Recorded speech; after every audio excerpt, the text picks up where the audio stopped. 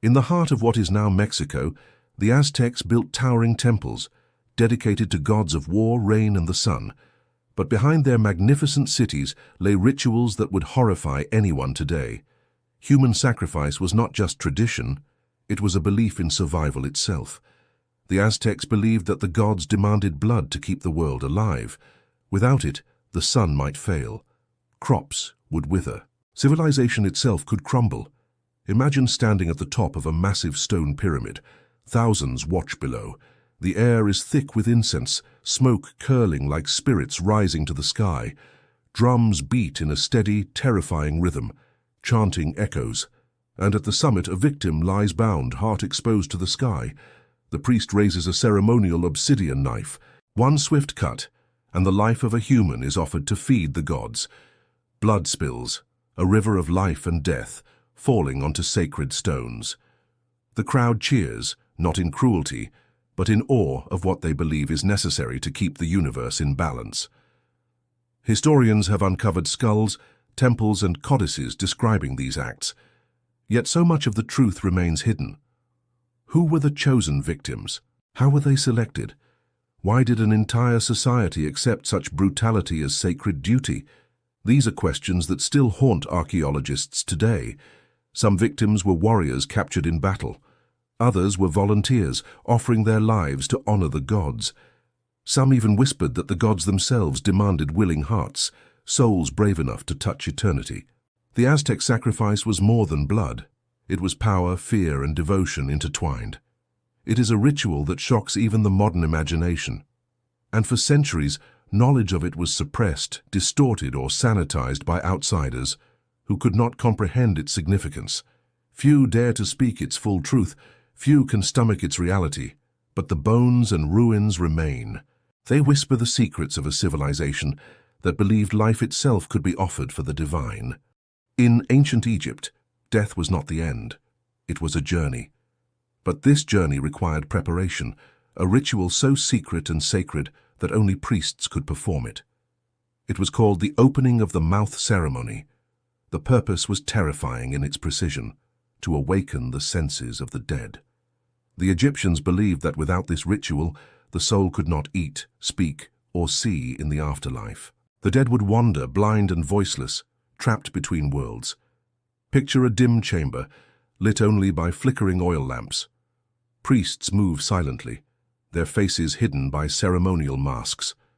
Strange instruments, sharp and polished, gleam in the shadows. They chant ancient words, syllables that have not echoed outside the tombs for millennia. The ritual begins. The mouth of the deceased is touched with special tools. Fingers trace over teeth and lips. The act is delicate yet chilling. Every movement is calculated, every gesture steeped in power. The air is heavy, thick with incense, and the sense of something unseen watching. This was forbidden knowledge. Outsiders were not allowed near. Even the pharaoh himself could not interfere without ritual purification. It was believed that disturbing the ceremony could trap the soul forever or bring curses upon the living. Historians who study this ritual are haunted by the mystery. Tomb inscriptions describe it, but they do not capture its full terror. Some texts hint at darker practices, offerings of blood, symbolic sacrifices, and chants meant to awaken not only the dead, but the spirits guarding the tomb. The opening of the mouth ceremony was more than a ritual. It was a bridge between life and death, a whisper of immortality, and a secret that only the priests of Egypt were allowed to wield, a secret that even the centuries have not fully revealed. Mystery number 2. In this darkness, we see a civilization obsessed with controlling death, obsessed with secrets, and willing to walk the line between reverence and horror. Mystery number 3. The scaphism of ancient Persia. Some rituals were not meant to honor the gods, some were meant to punish, to terrify, to leave a mark on memory that could not be erased.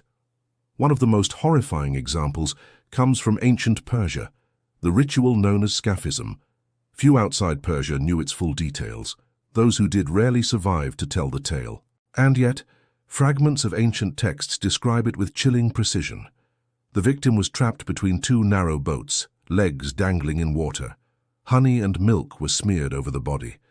At first it seemed strange, almost nurturing, but this was only the beginning. The ritual left the victim exposed to the elements. Insects swarmed, drawn by the sweet coating. Flies, gnats, and other vermin feasted on the flesh. The victim suffered not just hunger and thirst, but a slow, relentless torment. The sun burned, the water rotted, and the insects, tireless, carried out the ritual's silent, creeping punishment. Days passed. Some texts suggest weeks. The screams of the victim became part of the ritual. Some were said to beg for death, yet death itself delayed, as if the gods demanded prolonged suffering. Why would a society create such a ritual? Some historians suggest it was a punishment for traitors. Others claim it was a warning, a terrifying demonstration of power. Whatever the reason, the ritual left a lasting mark of fear. The very thought of it haunts the pages of history. Few dared speak its name. Fewer could witness it and survive. Scaphism was not just punishment, it was psychological torture, a method designed to break the spirit long before the body gave out. It is a ritual that reminds us of the darkest corners of human imagination, where devotion, cruelty, and fear intertwine, and where ancient civilizations kept secrets too terrifying to forget. Mystery number 4. Celtic Druids and Human Offerings. Deep in the ancient forests of Europe, before the Roman conquest, the Celtic Druids held power over life, death, and the unseen world. They were priests, judges, and keepers of forbidden knowledge, but some of their rituals were terrifying beyond imagination. Among the most feared was the human offering. Victims were selected from prisoners, slaves, or sometimes even members of the tribe. They were chosen not randomly, but carefully, believed to carry the proper qualities to appease the gods.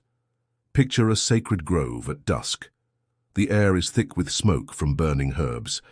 Shadows of towering trees stretch across the forest floor.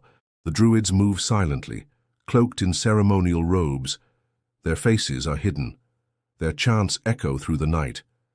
The victim is placed atop a massive wooden structure, a wicker man, woven from reeds and timber. The crowd watches in fearful silence.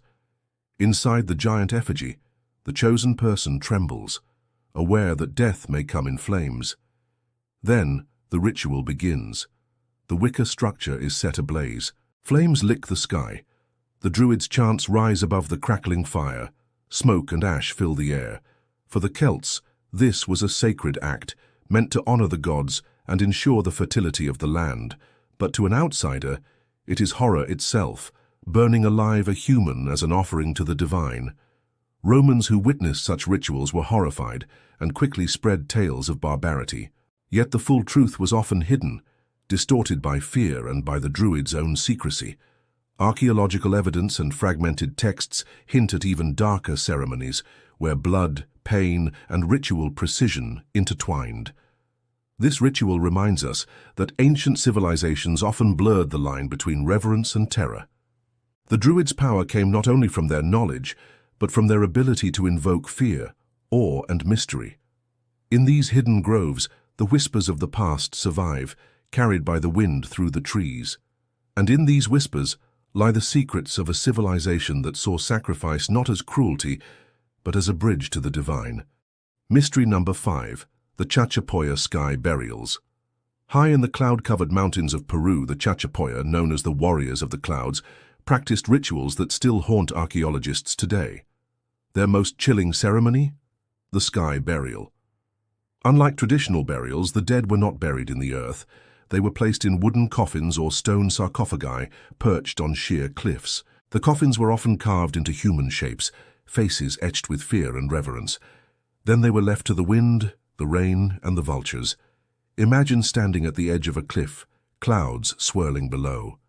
The wind cuts like a blade. Far beneath, the earth is hidden by mist. On the ledge, a coffin juts from the rock, holding a body that will never touch soil. Time, weather, and scavengers become part of the ritual. Nature itself participates. Historians and archaeologists have found these cliffside burials in remote areas. Some coffins contain mummies still wrapped carefully in textiles. Others are empty, suggesting the bodies were left to the birds. The Chachapoya believed this practice released the soul from the body, allowing it to ascend closer to the gods. But the ritual carries a haunting weight. It is a reminder of the fragility of life and the mystery of death. From the cliffside, the dead are exposed to the elements, their final resting place both beautiful and terrifying. Few outsiders ever witnessed the sky burials. Much of what we know comes from oral tradition and the discovery of these isolated tombs. Yet even centuries later, these rituals whisper of a civilization that embraced both life and death as intertwined forces, where fear and devotion walked hand in hand. The Chachapoya sky burials are more than history.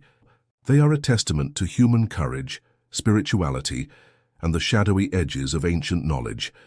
Standing at the cliffs today, one can almost hear the wind carrying the voices of the past, a ghostly echo of lives long gone, yet never forgotten. Mystery number 6. Roman gladiatorial rituals. In the heart of ancient Rome, blood flowed as both spectacle and sacrifice. The gladiatorial games were not merely entertainment, they were rituals steeped in religion, fear, and power. Picture the Colosseum, packed with thousands of spectators. The air is thick with dust and anticipation. Torches flicker in the tunnels beneath the arena. The crowd roars as the gates open, revealing men armed for combat. But these men are not just fighters. They are offerings to the gods of war and fate. The ritual begins. Gladiators face each other, their lives hanging by a thread. Some are trained warriors, others are slaves or prisoners. Every fight carries weight beyond victory or defeat. Blood spilled on the arena floor is seen as sacred, a gift to the gods, ensuring Rome's prosperity and divine favor. Historians have uncovered evidence that the games often coincided with religious festivals. The emperor, priests, and citizens all participated in a ritual of power, death, and devotion. Victories, deaths, and even defeats were imbued with cosmic significance. Some rituals were more chilling. Certain gladiators were executed in ways designed to honor gods. Animals were sacrificed alongside humans. The screams of men and beasts mixed in the heat of the arena, creating a terrifying symphony of life and death. Outside observers often missed the religious undertones, seeing only sport. But to the Romans, the games were a sacred dance of survival and devotion, where blood was both tribute and warning. The ritual reminded all that power comes at the cost of life, and that society itself was built on sacrifice and fear. Even today, the ruins of the Colosseum whisper these secrets. The stones seem to echo with the cries of those who fell, and the shadows of history remind us that behind every spectacle, forbidden knowledge and dark rituals often lie hidden. The Oracle of Delphi and Ritual Madness. High on the slopes of Mount Parnassus, the Greeks built a sanctuary unlike any other. Here, the Oracle of Delphi spoke, delivering prophecies that could change the fate of kingdoms. But her power came at a terrifying cost, a ritual that blurred the line between divine insight and human madness. The priestess, known as the Pythia, entered a sacred chamber filled with strange fumes rising from a chasm in the earth. The air was thick, pungent, almost intoxicating. Historians believe these vapors may have triggered altered states of consciousness, but the effect on those inside was profound. The Pythia would sit upon a tripod, trembling as the smoke swirled around her. Her words were unintelligible at first, groans, cries, and fragmented syllables, yet the priests translated them into prophecies. The messages, they claimed, came directly from Apollo himself. Few outsiders witnessed the ritual. It was forbidden. Only those who approached with purification and respect could hope to survive the experience without losing their mind. Ancient texts hint at the danger. Some Pythias reportedly fell into deep trances, their sanity shattered by visions of the gods. The ritual was both revered and feared. Kings and generals traveled great distances to seek the oracle's guidance, offering gifts and sacrifices. Yet the knowledge it imparted was secret, dangerous, and sometimes terrifying in its clarity. Some prophecies foretold doom, others demanded terrible acts in the name of fate. This ritual reminds us that the pursuit of forbidden knowledge can come at a steep price. The Pythia's trances were a bridge between the mortal world and the divine, a place where human minds could be broken and secrets of the gods revealed. Even today, Delphi holds its mysteries. The ancient chamber, the lingering fumes, the echoes of voices long gone. all hint at the dark power and hidden knowledge once channeled through a single human vessel. Mystery number 7. Mayan bloodletting rituals. In the heart of the dense Yucatan jungles, the Maya practiced rituals that intertwined devotion, power, and blood. Among the most feared was the bloodletting ceremony, a sacred act that connected humans directly to the gods. The ritual often took place atop towering pyramids. The ruler or priest would pierce their tongue, ears, or other body parts, letting blood drip onto the stone below. Sharp obsidian blades glinted in the sunlight. Every drop of blood was believed to nourish the gods, ensuring fertility, rain, and the survival of the city. The crowd would gather in hushed reverence. Some offered their own blood in tribute. Others watched silently, knowing that the gods' favor or wrath depended on the ceremony's precision. Pain was not punishment. It was a sacred language, a dialogue between humans and the divine. In some rituals, captives were forced to offer blood. Their screams mingled with chants and drums. The Maya believed that the gods demanded these offerings, and failure to comply could bring drought, disease, or war. The rituals were terrifying in both spectacle and meaning. Historians and archaeologists have uncovered altars, knives, and codices that hint at the dark details. Yet much remains hidden. The true depth of the ritual, the fear, the devotion, and the secret knowledge it carried are lost to time. The Maya bloodletting rituals remind us that pain, sacrifice, and devotion were inseparable in ancient civilizations. They were acts of faith, terror, and cosmic balance, rituals meant to connect humans with forces far beyond their understanding. Even now, standing atop a Mayan pyramid, one can almost sense the ancient cries, the dripping blood, and the forbidden knowledge that once flowed between mortals and gods. Mystery number 9. Japanese Shinto purification rituals. In ancient Japan, the Shinto priests practiced rituals designed to cleanse not just the body, but the soul. Some were simple, others were extreme, bordering on the terrifying. These were the purification rituals known as hare and misogi, meant to expel evil, sin, and spiritual corruption. One of the most intense involved complete isolation and exposure. Participants were often left alone in freezing rivers or secluded mountains. They fasted, meditated, and sometimes endured days of silence. The water cut through skin like ice. The wind tore at the body. Only those with unwavering discipline could survive. The priests performed the ritual with precise chants, waving sacred branches and sprinkling water. Every motion had meaning. Every word was thought to hold spiritual power. But behind the ritual's serene appearance lurked danger. Weakness could lead to death, madness, or permanent spiritual corruption.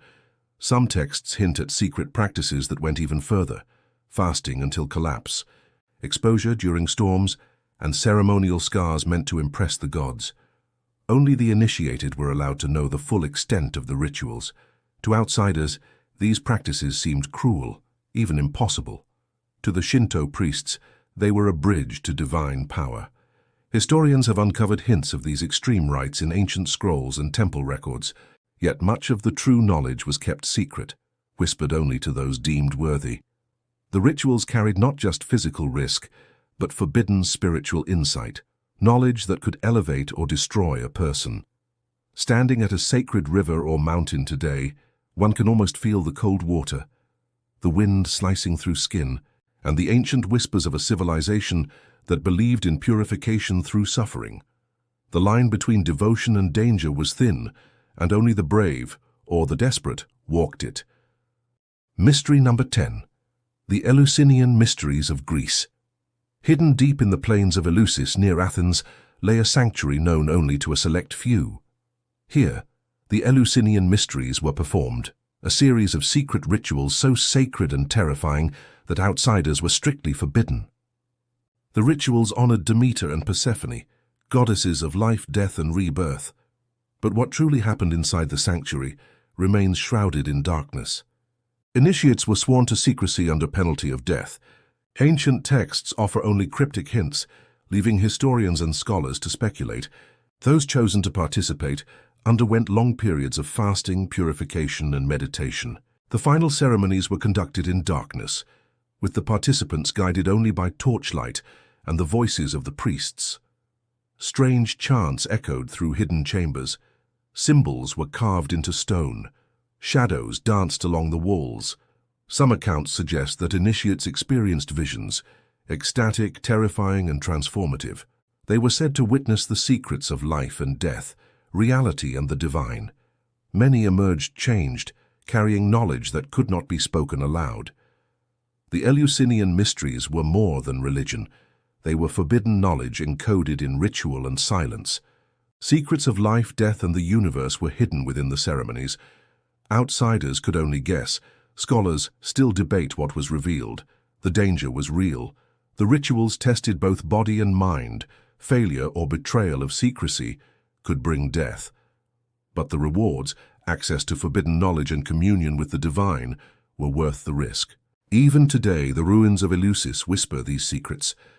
The ancient sanctuary remains a place of mystery, a reminder that some knowledge is so powerful it must remain hidden, passed only to those who are willing to face fear, darkness, and the unknown.